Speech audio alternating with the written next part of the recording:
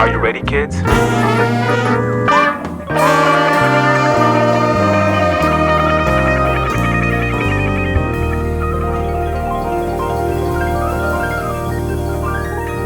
Hello, everybody, and welcome to Subject High, the only podcast on the internet with the guests who do.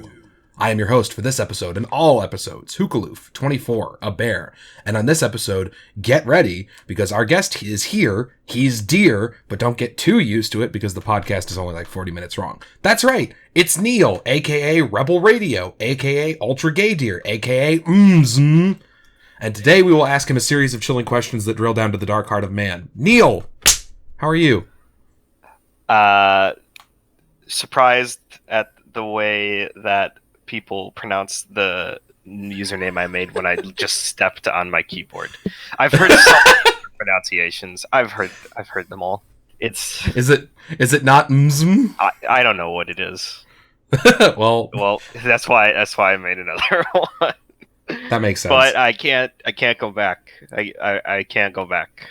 Yeah, it's a branding issue. Because Fur Affinity is a bad website. It's true. It's really true. I don't think that's a controversial opinion.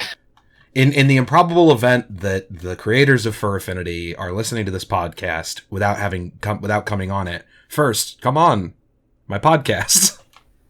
And second, fix your website. Let us change usernames. Fix your website. It's not that hard. Maybe it is that hard. I don't know. I'm not a web developer. I'm a game developer. They're different.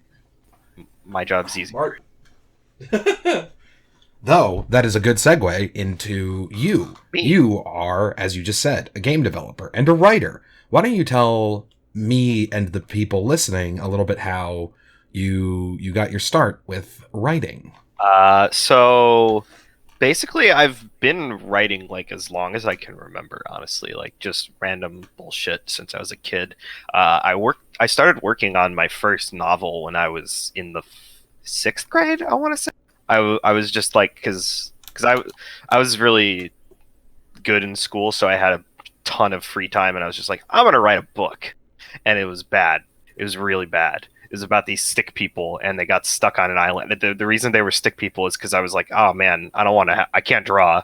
So I was like, man, I'm going to have to do the cover art and do all this stuff and do illustrations. I can't draw. I'm making them stick people. And I still have it. It's on chapter 11. I'm never going to finish it because it's bad. I think that's very interesting that even back then when you were just getting started writing, is you were thinking to yourself about the logistics of publishing. Yep. I was just like, well, when I become a world famous author, it's going to be about stick people. So that was my first project. And then I don't know. It was just always kind of something I was naturally good at. I would always do reports in school, and I would kind of give them a little bit of flair, just make them more interesting, make them stories. There's a creative writing class in high school that I did stuff for. I used to write creepypastas on the internet for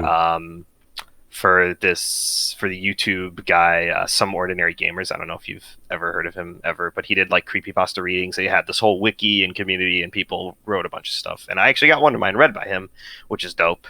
And that was when I was like in high school. So I guess I've just always been working on stuff like this. That's impressive. Yeah. It's I guess I dabble in a bunch of different communities, and then the furry one just kind of stuck. Well, all being said, I'm glad that you did, because it was because of that we got to meet and be friends and do other things. Yeah, like that. Oh God, that was something. Like get interviewed by the Rolling Stone, and then I didn't get in, but you did. I'm sorry. No, it's yeah. If you haven't heard from my posting on Twitter, dear listener, I was in a Rolling Stone article, and unfortunately, I was interviewed at the same time as our good friend Neil here, and I personally thought you had a very interesting sort of story that sort of delved into more stuff about the fandom, but I had one sentence of the like 40 minutes of interview make it into really an article. I'm not gonna lie. The whole time I was just like, "Hookaloof's stealing the show. I'm not gonna get in the article." Oh, No, but ultimately, I wouldn't worry too much about it. yeah, it's just She did write 2 articles, and the first one I wasn't in. yeah. So maybe the third one is going to be titled "The Adventures of Neil," and it's just going to be a transcription of all your talking. That would be great. I would. I don't know if I want all of that in the Rolling Stone. Every single one. We're gonna have to do a little bit of editing. What? The Rolling Stone? The bastion of journalistic integrity? Edit a story? I can scarcely believe it. I'll put a good word. No, I think the Rolling Stone is fine, and I'm not just saying that because they've published me now, though that does help. They didn't pay you though, as far as we know. I got paid an exposure, which I've heard is great. Boy, how's that exposure doing for paying your rent? Yeah, I tried to hand my landlord my Twitter followers, but he didn't take it. I really should do that now that I've hit the big 2,000. Yeah, the big 2-0. The big 2.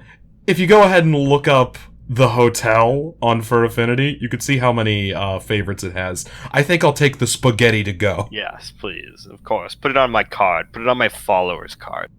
Yeah. Every follower is $1. I got follower dollars. There's a pun to be made somewhere, but I can't find it.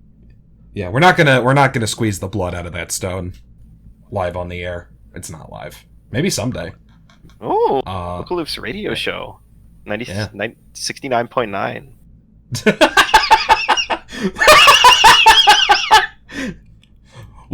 Thank you for turning in to KRUD on 69.9, The Bear. That's the button you press. I wish I had that button right now. Oh my god, that would be the evolution of this podcast, is if I got like an early morning radio show soundboard of sound effects. God damn it, I can't whistle. Oh. Or snap. I'm just really a failed human being. I can't ride a bike, I can't snap, I can't whistle. I can barely tie my shoes. How did I end up here? Let me snap and whistle at the same time to flex on you. No, don't! Oh my god, my dad's calling me. Yeah. Okay, we can wait. No, he can wait. I'm being interviewed by Hookaloof, who, you know, he's on the Rolling Stone. He was on the Rolling Stone. All right, you know what? That's almost as good as being interviewed by the Rolling Stone, which also happened. Yeah, Dad. Now you have both. I've never been interviewed by me. Next, a podcast idea. That would be like a schizophrenic episode. I don't want to do that, and nobody wants to listen to that. Yeah, you're probably right. All right, but veering the ship back on topic. I'm bad at staying on topic. No, it's fine. I've been having a fun time, and I'm sure people listening will enjoy it as well. Woo. But you created a game. You are a game developer, and the game that you made is a game called The Hotel. Why don't you tell me a little bit about that? So I kind of got into the whole furry vor thing when I was like 13 or 14, just kind of browsing on FA like everybody who likes vor now. And one of the things that I saw and came back to a lot was Jeski's text adventure, Day at the Fun Fair. And I really liked it was kind of like the first of its kind, really, in terms of like the engine and how comprehensive and how much content there was. And I was like, this is really dope, and it seems accessible to me because obviously I can't draw, I can't like actually program like in a language. And Quest, which is the engine that they use for those text adventures, seemed really accessible to me, and it's like pretty easy to learn. And at some point, I was just kind of like, I'll do this. I'm kind of curious. I'll see where I can go with this. I kind of was like, well, I can write already, and I had already written like little getting close to the mic here, little stories. In like, oh my god, it was like in a shitty notebook I had. It was just super self-indulgent, and oh my god. But I was like, yeah, I'll try this out. And if you look back at my FA, like I had posted like 3 or 4 versions. like 3 or 4 versions, kind of like around the same time, and then kind of just dropped off the map for like a year because I actually had posted those when I was still in high school. So after I had like college and stuff, but at some point, excuse me, during college, I was just kind of like getting back into furry stuff because I had always been like on the sidelines, just kind of like absorbing the content and being like, oh, this is pretty neat. Oh, this is pretty cool. And then I kind of just was like, it was during winter break actually. I was just kind of like, let's go on r/vor. And from there, I started like doing role play and stuff. And then I met Fiedo, and Shadow Cerule, and they were kind of like the first 2 people that I had as friends in the furry fandom. And Fi actually made his game Theta base, like it was inspired by what I had posted like 3 years ago. So we were talking about that, and then I kind of just got back onto the train, and ever since it's just been rolling. Very interesting. From very humble beginnings there. Yeah, pretty much. I mean, that's the same with all internet artists. There's very few people sure. out there who like go to a fancy writing school or go to a drawing academy to get classically trained and then decide, I know what I'll do.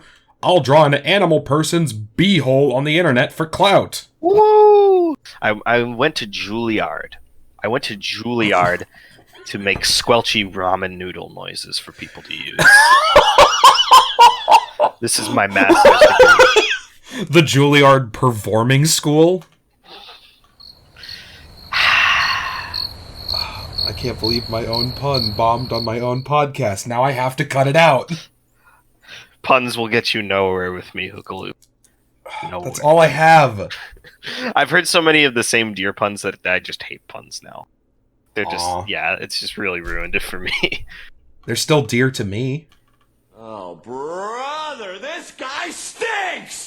Nothing. Okay, we're gonna go ahead and move on. I was really hoping that one would... no, you were right. You warned me. Okay. I did warn you. The Hotel, your game. Yep. You recently finished it and put out version 1.0, and you're on like version 1.05 now? Yeah. Actually, cool. Yeah, version 1.05. That just released yesterday, actually. Hell yeah. Congratulations on that, by the by. Thank you. It's been a long time coming, 4 years since I started working on that tiny little dinky game, and to realize that like it's actually like not complete, but like you can finish it and win is like, holy crap. Ooh. I have played some of the free demos that have been posted. I have not purchased it yet, and it's not anything personal. I just haven't had the fucking time to like sit down and really enjoy. Yeah, obviously there's a lot of stuff in there. Like I hesitate to even call the free version a demo because literally like you get 95% of the game for free. Ooh. Yeah. There's like a lot because it's just like I make the last version free when I publish the new one, and usually a version just adds like 6 or 8 scenes or something, so there's like a lot of game there for free. That's still a considerable amount. It's actually like I think the file the game is like 400,000 words long or something. Like it's a lot. Wow. Yeah, it's fucking insane. Would you like to divulge perhaps a little bit? And I heard some of this with the Rolling Stone interview that you did. Ooh. I know about you from the Rolling Stone. Oh, thank you. But would you like to divulge a little bit about sort of the behind the scenes process of taking a game from an idea that's in alpha to a published product that you are now... God, those P's are going to sound real bad on the audio. Your polished public project that has now been published... yeah. That one. Why don't you tell us a little bit about the behind the scenes of what it was like to go from starting that to finishing that and then putting it up for sale? So a lot of it is intertwined with my hand problems, because I am a Melee player, and Melee is a pretty hard and technical game, and I've done a lot of competitive gaming in other games as well. So a lot of it comes down to like a consistent release schedule and just like keeping the cycle up, just keep going. A lot of people, when they make games like this, they kind of burn out because you have to make so much content to make people come back, and it has to be consistent. Like, even if you drop a ton of stuff on release day out of nowhere, and it's like the very first alpha, and there's already a lot, like, people are going to want more because of the nature of how and not safe for work games work. So the biggest thing for me is like that alpha is, even no matter how polished it is the beginning. If you want to actually take a game and make it like successful and build a following to the point where you can then go and sell it.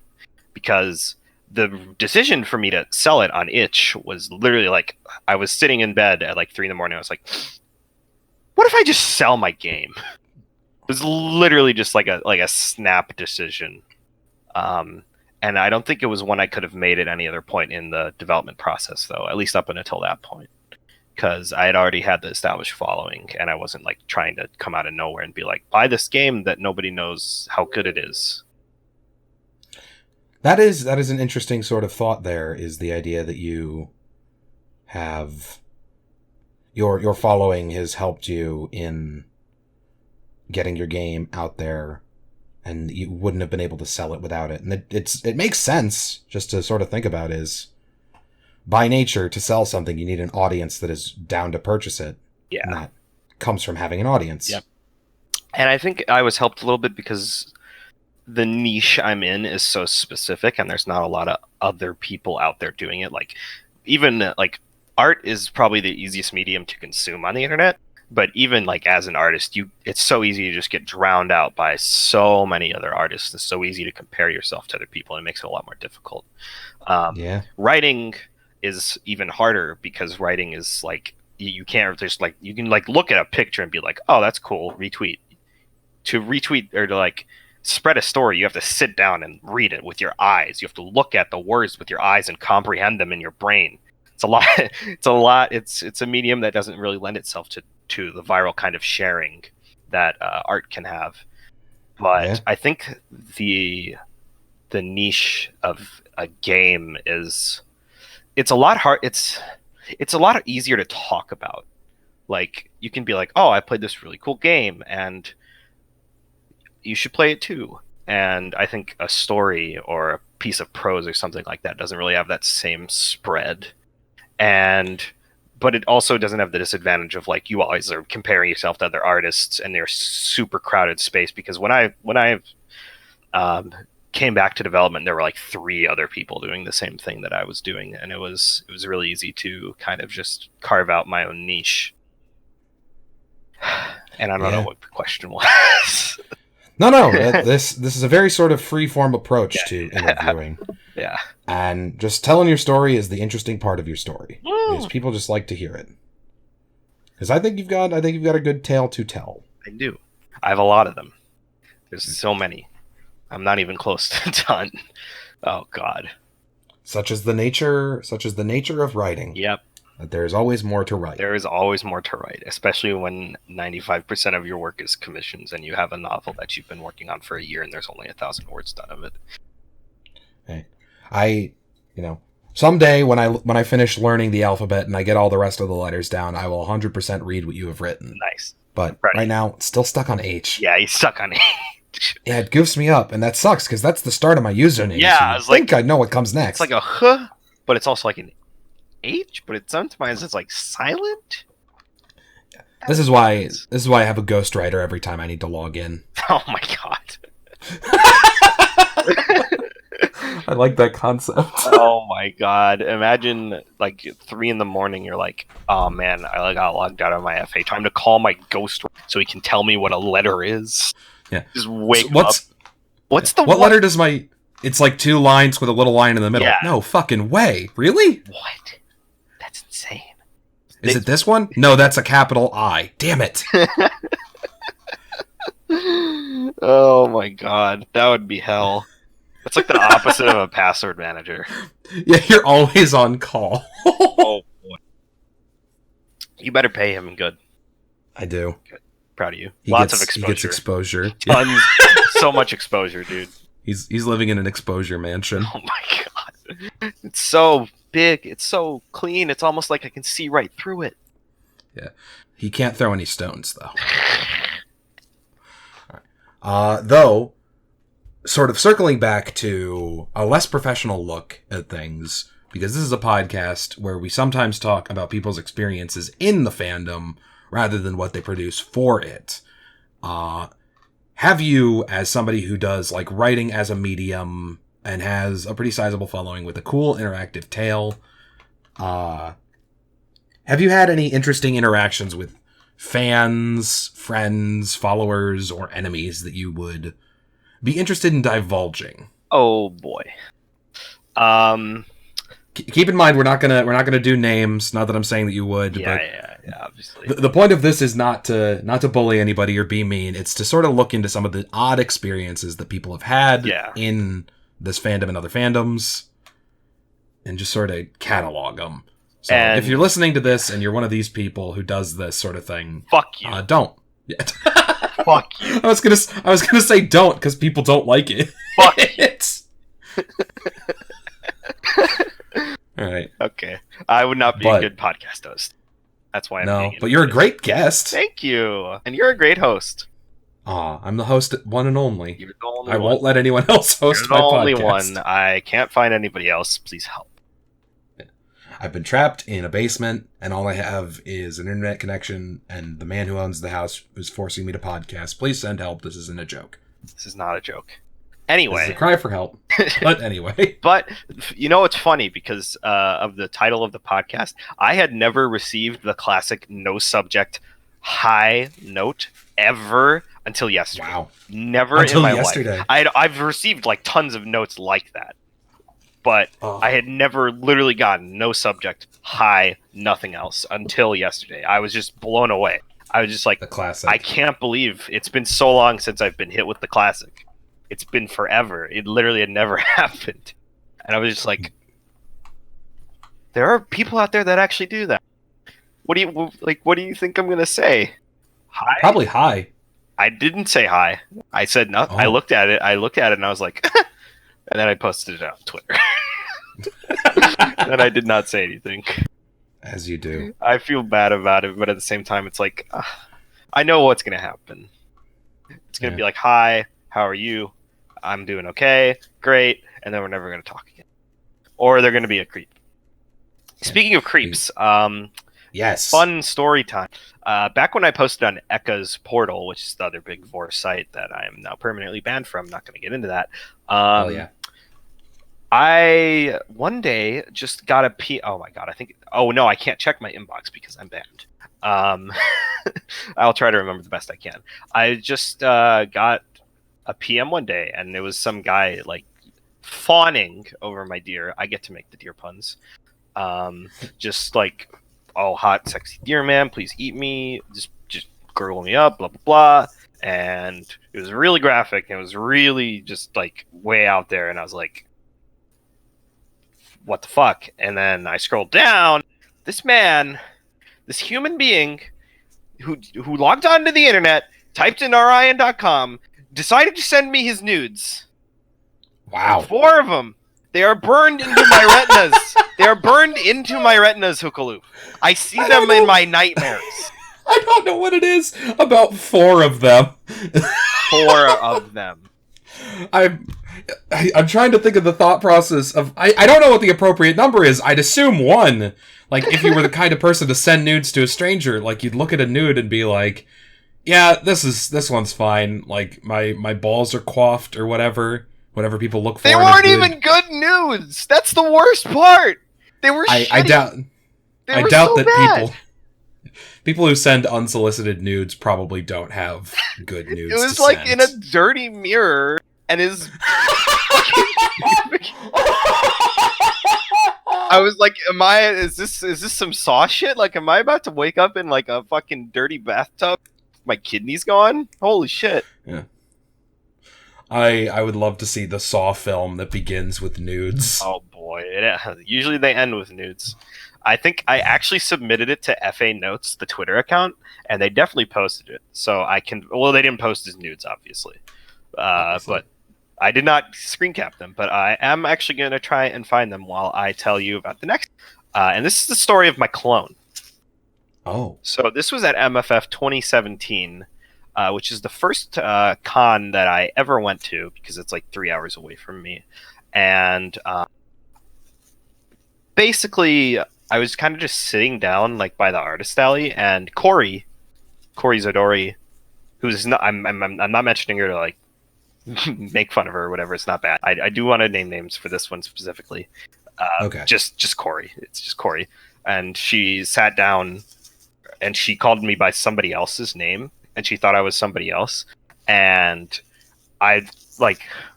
she's just like, oh, I thought you were such and such, and I'd never heard of this person until that very moment. And actually, I saw them at the con, and we were wearing like the exact same outfit. We looked like the exact same fucking person, and that was cool in itself. But then it turns out he was an alt-right shithead who had a really shitty Twitter account. So now he's my evil clone. And I see him at every MFF, and I don't...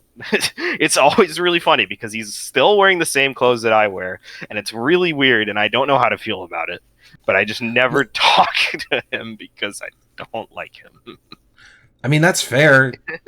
Now, when you say he's still wearing the same clothes, do you mean, like, you just happen to wear the same outfit, or has he not changed clothes in years? I would hope it's the former. I would... assume it's not the latter. I don't think he's like gross. He just has really bad opinions. Yeah. Not a gross person necessarily, just gross beliefs. Yeah, exactly. So that's always fun to think about whenever I'm at MFF. It's like the spot my evil clone. He had the same hat as me. I bought that hat when I was 12. How did that happen? Do you think that because he's your evil clone, he got it when he was 21? Oh God, that would be horrible. And he bought it when it was inside out.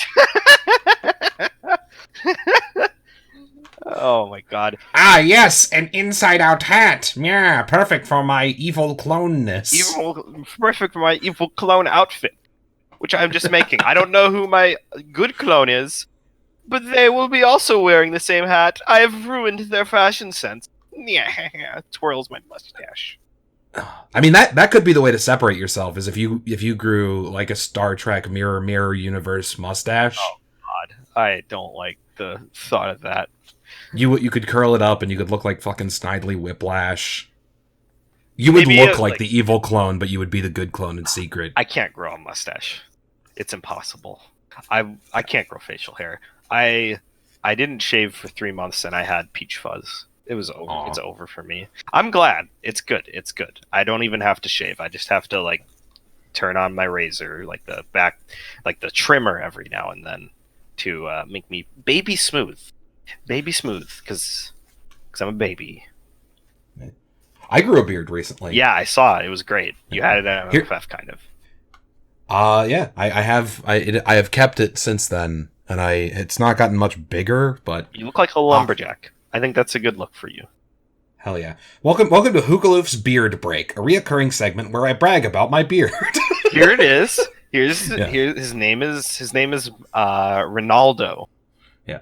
And if you go to www.ronaldo.beard, you can see a picture of him. And if you scroll down far enough, you'll see his nudes.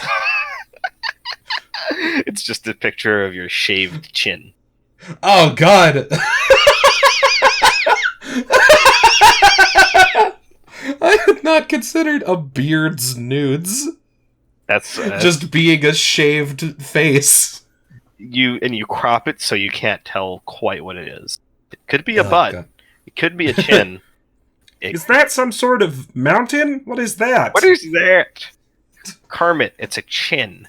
Kermit the Frog here with chin reviews. I can't do a Kermit the Frog voice, but I would be right there with you. I think I scrolled past it at some point. I've been scrolling down this webpage for like 10 minutes. God damn. That's okay. If you have been following FA Notes for a while, I'm sure you've seen this guy's terrible interaction Don't be like him. Don't send your nudes unsolicited to people, and don't solicit people to look at your nudes either. Oh, I forgot the end to this story.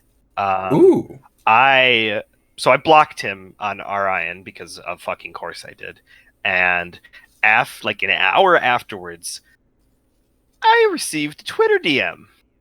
Oh no. And I deleted it like almost immediately after reading it, so I don't have it archived, and I'm kind of sad because it was glory. It was just the most like doubling down on his really weird kink I had ever seen in my existence. It was so fucking just, oh my god.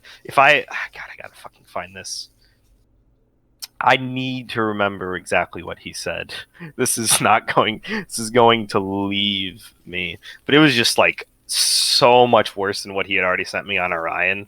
And it was just ridiculous that he had been blocked and just decided to go find my Twitter and be like, nah, this time it'll work. He didn't send me news again, thank God. I don't think he had any more to send based on how shitty the first ones were. You thought those were like his secret treasure trove and that was the best he could get? Yeah, pretty much. I really think he was trying his best, and he just fell absolutely, completely flat. Because, don't send people your nudes unsolicited. Or, just don't. And when they block you, that's not an invitation to seek them out. It's not like a cool pirate treasure hunt where they're like, come find me. I'm telling you to please go away. I'm literally doing the opposite. Pirate treasure would suck if it was just nudes. That's unrelated, but I'm just imagining it. It depends. Is it the good booty is the question. Yeah, it's Gold Roger's booty. Jesus Christ. But with that being said, that cool comment about nude pirates, that fun interaction, I'm gonna sort of delve back into the more work-oriented side and ask you, what are some of your writing influences? Is there a favorite book of yours or a story series? I know you mentioned Jeschke's work, but I'm thinking more sort of outside the realm of fandom. Yeah. The only book I remember reading was, oh god, I would rent Ready Player One from our school's library every year and read it over again because I was just so into that book. I really liked that book. I wouldn't call it my writing influence. I really don't think I have like a specific writing influence because for a writer, I don't read a lot, which sucks. I really want to, but my freaking attention span is so awful. Like, I can't even watch television shows. I never finish TV shows. I can't finish a book. So I don't think, like, I can't think of like one book that I was like, I want to write this book. I will say that my writing definitely has a lot of voice in it, so I feel like it could be like a lot of it is like the personality character driven books, of which I don't know any because I am horribly woefully uncultured.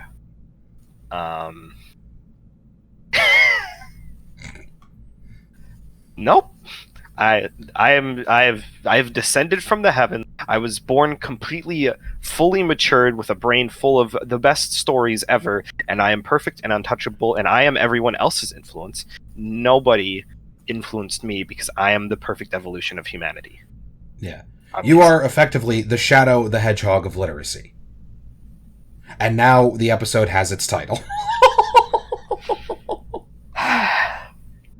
I was wondering where it was going to come from. Pissed on your wife. We've had a few good goofs so far. I've been enjoying it, but I do believe that the Shadow the Hedgehog of literacy does have to be this episode's title. I pissed on your wife, Eggman. I'm gonna piss on the moon, you idiot. That's your literary influence right there. There it is. Yep. Even though it came well after me, that I looked at that video and I was like, I like this. This is good. I did read Hitchhikers a lot. I did. Hitchhikers was probably one of the only series that I actually read. I tried to read Infinite Jest. For some reason, my high school library had fucking Infinite Jest, which, if you don't know, is an exceedingly long book that doesn't make a lot of sense.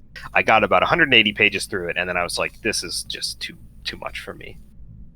I prefer Infinite Vest, which is a story about a guy whose vest just keeps on going forever. That sounds like a Shel Silverstein poem. Probably. It probably is. I think there was one almost exactly like that. About the Infinite Vest? Something like that. Shel, are you okay? He wrote a story about a girl that was always cold, and then she just fucking died because she couldn't get warm. Shel Silverstein does not fuck around. I think wasn't that the little matchstick girl or whatever? Something like that. Oh, well, there it is. Here we go. Oh, you found it. Perfect. All right. So, I actually got a little bit of it wrong. So, he sent me nudes along with something else, and then I was like, can you not send me random unsolicited nudes? Thanks. And then he says, and I quote, just put my big young bum in your mouth and eat my body, then I'll have nothing left to send. It'll also plump up your own sexy deer rear in the process. And then I blocked him. So, right. And then imagine just something like that, just put like turned up like 3 more times, and that is what he sent me on Twitter. So that was a fun story.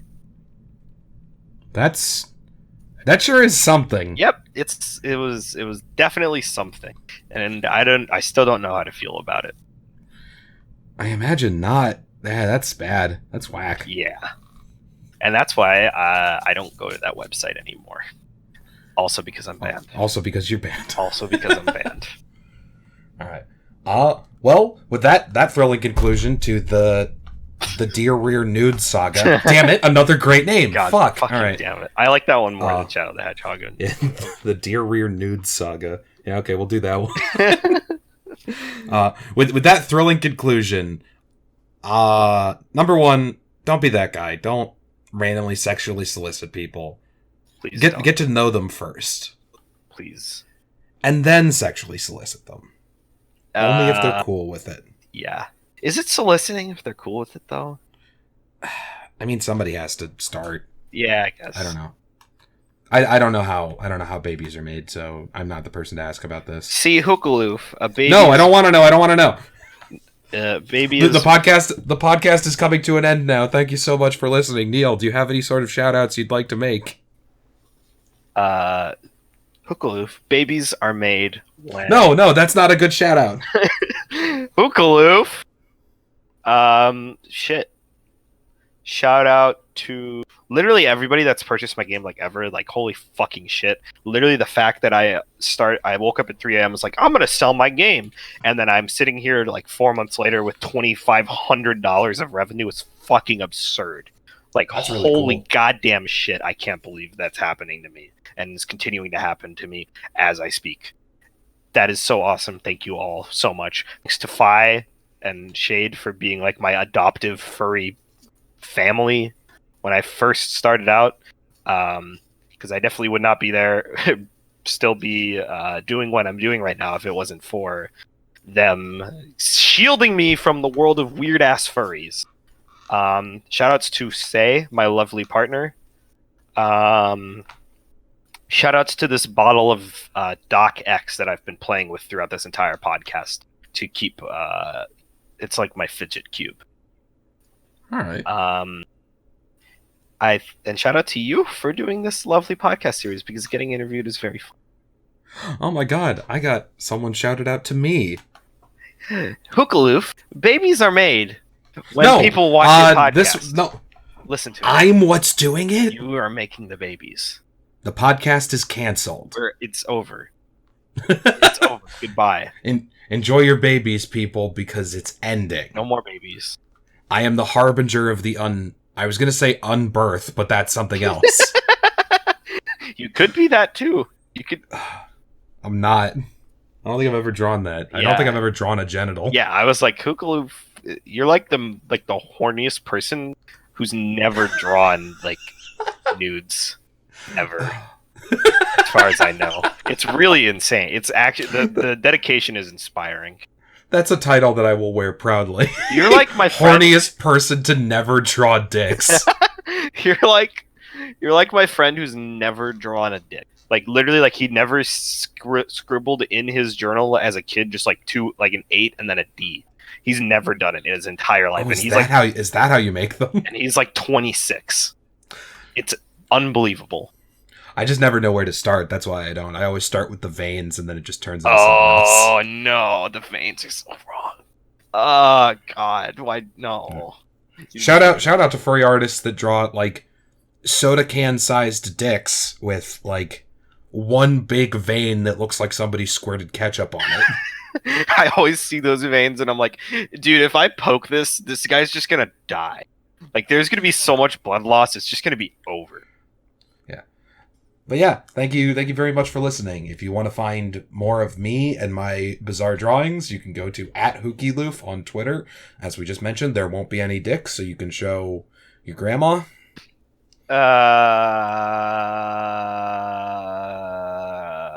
Don't show your.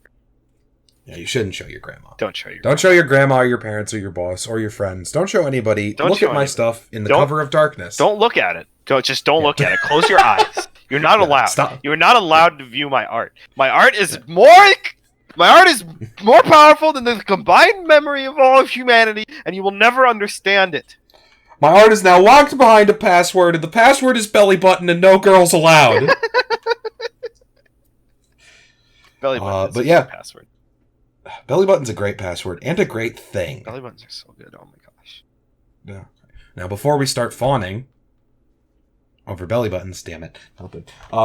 Thank you to Huckleberry Blue, who is my editor, and your editor. a stupendous pal and good dude. They animate things. Go look at their stuff. And I still don't have any sponsors, so I will sponsor this video. Sponsored by Rebel Radio. All right, perfect. Use code bellybutton to get 30% off this podcast at Hookaloofs. 30%. Hold on, we didn't discuss the rates before this.